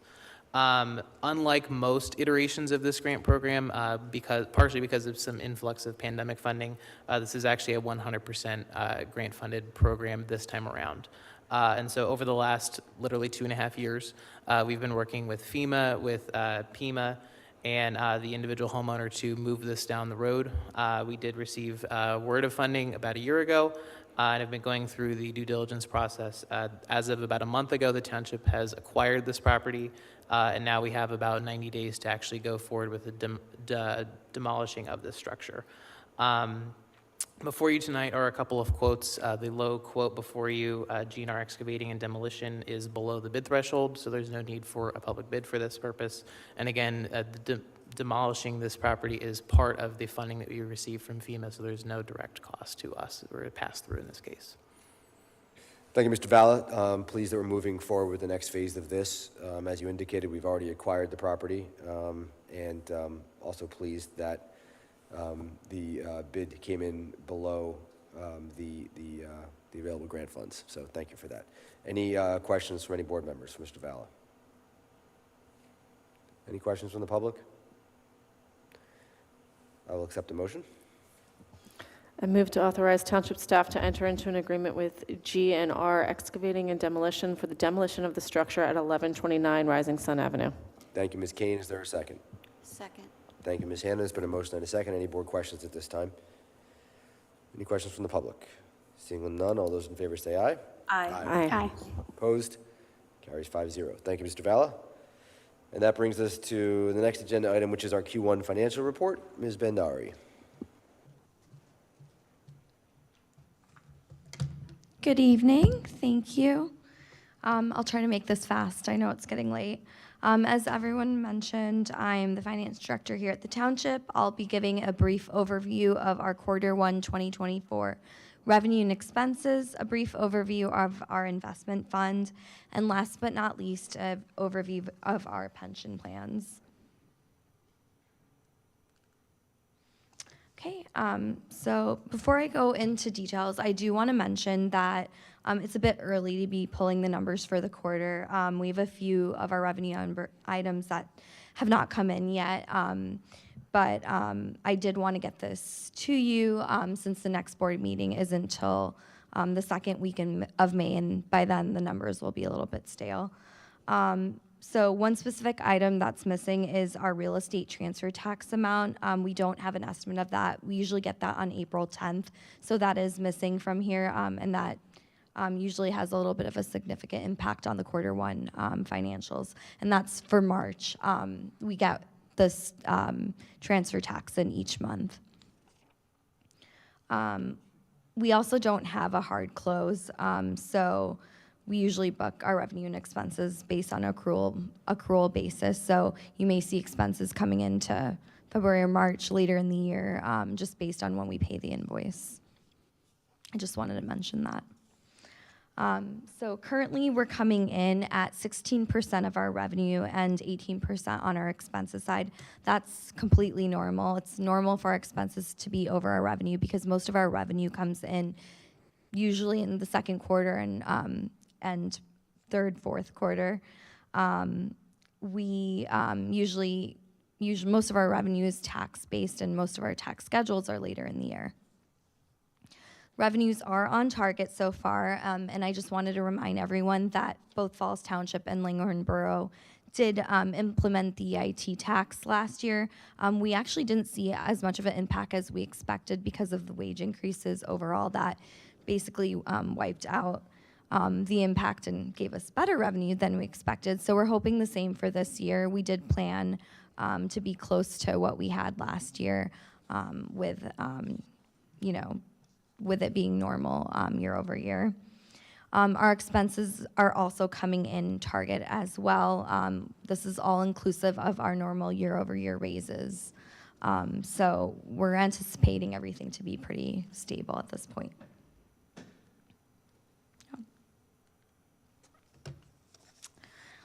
Our general fund is our primary operating fund for day-to-day revenues and expenditures. It's usually our focus during budgeting and planning. As I mentioned earlier, the transfer tax is not in this number. It is part of our general fund for March, so we're short by that amount. We are currently at 16% of our revenue budget and 20% of our expense budget. Again, this is normal because revenue comes in later in the year, so not a lot to talk about at this point. Most of our revenue you're going to see in the second half. A lot of it comes in April. We have our discount phase for real estate taxes due by the end of this month, so you'll see a lot more influx during this month, which is in the second quarter.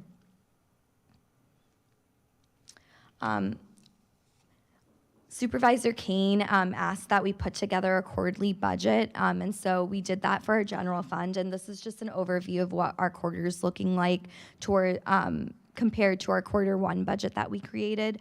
We're at 99%. Again, this does not have transfer tax. If we included that, I'm sure we would actually be pretty much at 100%. So we're tracking really clean and to our budget on the revenue side, and our expenses are actually coming in a bit lighter. We're 5% under our budget at the moment. A lot of this is due to timing and just other factors that we try to budget for, like vacation back, overtime, double time, holiday pay, things like that, that we factor into the budget that is hard to technically plan as far as when it would come in during the year. So we did our best to base this out and make sure that the quarters were budgeted as close as possible. So right now we're tracking better. We also plan conservatively, as you guys know, on the expense side. So we usually do, by the end of the year, see a lot of this kind of trimmed down. So to move forward is our capital fund. Again, just to remind everyone, this is where our capital projects are planned. We usually do not have any revenue sources for this fund. Most of our revenue comes from grants, a little bit of interest. Sometimes we get traffic impact fees and such that help to fund this grant. We actually have had some better interest income come in already this year because of our fund balance. Just a reminder, our interest is based on our fund balance, so if our fund balance is on the higher side, we'll get more interest in that fund specifically. So because our capital fund has a little bit more funding at the moment, we're seeing a better interest than we had planned year over year, as well as the fact that the interest percents haven't come down yet. So it's overall trending the same, which is helping us as well. We also had an unexpected traffic impact fee in our revenue number that's helping us. And then the rest of our revenue that we're expecting or plan on getting will come in towards later on in the year. Once our actual projects are complete, most of our grant funding doesn't come in until we're able to prove that we've completed the project. On the expense side, we have some projects that have started, some that were from last year that are continuing that we planned for, like the public site, work site improvements. We were able to finalize our police vehicles, which are RDA funded. So those are complete, and we're actually getting our check hopefully in the next month for that, and that should be a wash overall. We've ordered one of our DPW vehicles, so that cost has come through, and we'll be sending out for our RDA reimbursement shortly. The Forsythia Crossing Park project has started, so you're seeing some of that, those actuals come in. And then as far as the other projects, we have other projects that haven't started yet, and then as mentioned earlier, that will not start because of just some grant funding timing that's getting pushed back. And as mentioned before, this will make room for our boiler projects. So we should be able to balance everything out towards the end of the year based on what we planned.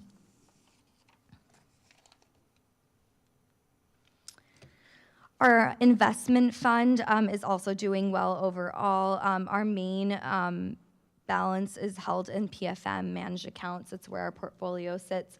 There is obviously some movement between our investment fund and then a money market that we hold in Pliget. As some of the terms end, some of that money will move into the money market and vice versa, depending on what's out there as far as the portfolio.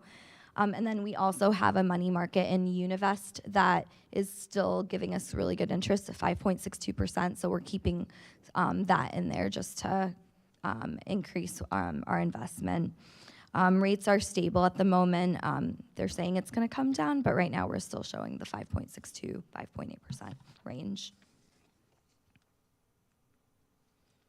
Okay, and last but not least is an update on our pension. This slide shows our quarterly results, and it's similar to the investment side. This does not include cash. We're currently at 5.9% for both plans, so we had an increase of 5.9% on both plans.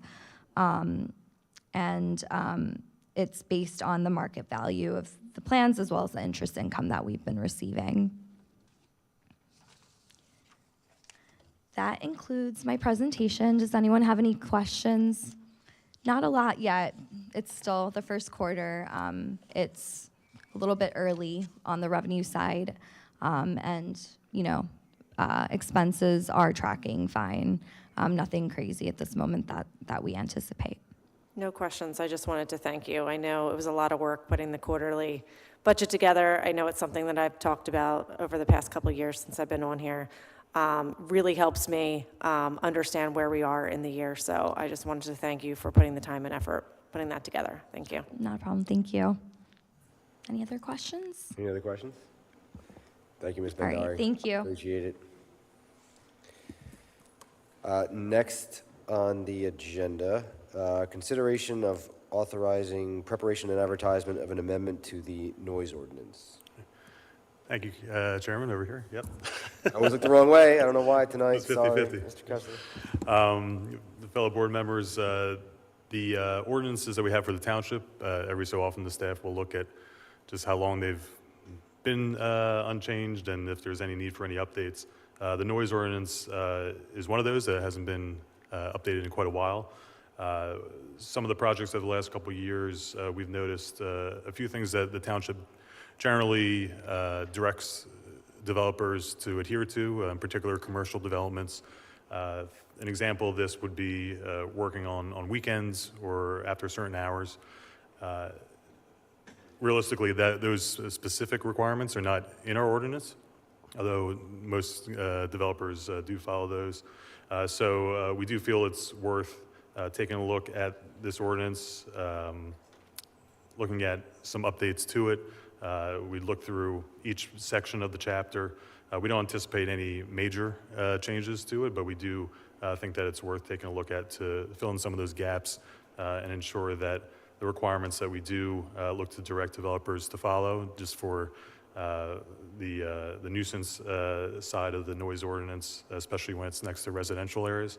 We'll look to make sure that's codified in there with an update. So before the board tonight, it's not any specific updates this evening, but it is to authorize the preparation and the advertisement for the updates, and then they would be considered and brought before the board once again. This ordinance, it does kind of go over a few departments that the township has. It will be the Building and Zoning Department, our office, the Solicitor's Office. So it'll really be a full staff effort to take a look at any updates that may be necessary. So I just want to be clear for members of the public. At this point, we're not actually talking about specific changes to the ordinance. All we would be doing is authorizing township staff and your office to review the ordinance and recommend any potential changes. Is that accurate? That's correct. Okay. Any questions for Mr. Kessler? If not, I can accept a motion. Make a motion to authorize the preparation and advertisement of updates to the Middletown Township noise ordinance. Thank you, Ms. Kane. Is there a second? I'll second. Thank you. There's been a motion and a second. Any board questions? Any questions from the public? Seeing none, all those in favor say aye. Aye. Aye. Aye. Opposed? Carries 5-0. Thank you, Mr. Kessler. Next on the agenda, consideration of decision in Officer Samantha Weed's hearing for continued Heart and Lung Act benefits. Mr. Esposito? Thank you, Mr. Chairman.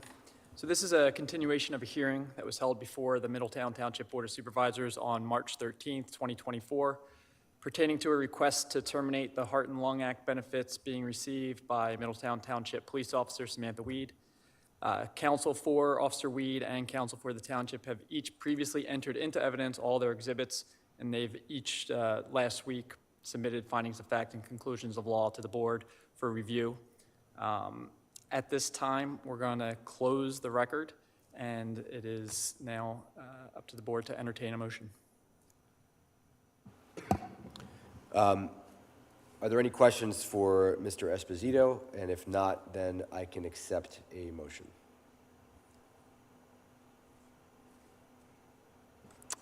I make a motion to terminate the Pennsylvania Heart and Lung Act benefits for Police Officer Samantha Weed based on the evidence provided at the hearing held on March 13th, 2024, finding that her disability from the work-related injury has ceased.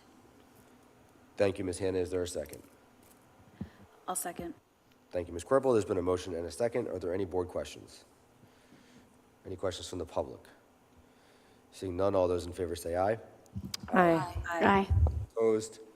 Carries 5-0. Thank you, Mr. Kizak. I just do want to say that we will issue a written decision within 20 days of today's decision. Thank you, Mr. Esposito. And that brings us finally to other business. I'll start with Mr. Valla. Nothing, thank you. Mr. Kessler. Nothing further. Thank you. Mr. Esposito. I want to announce that the board did hold an executive session last Thursday, April 4th, to discuss labor and litigation matters. Thank you, Mr. Esposito. Ms. Steely-Cools. I have nothing, thank you. Thank you. Ms. Corporal. I just wanted to congratulate Lieutenant Ken Mullis on his retirement and wish him good luck. Thank you. Ms. Payne. Nothing further. Ms. Kane. Nothing further. Ms. Hanna. I just wanted to say thank you to all the residents who came out on Saturday to do the community cleanup, and that to thank you to the select choir that performed this evening. That was magical. Thank you. Thank you, Ms. Hanna. And I have nothing, so I will accept a motion to adjourn. Make a motion to adjourn. Second? Second. We are adjourned. Thanks, everybody.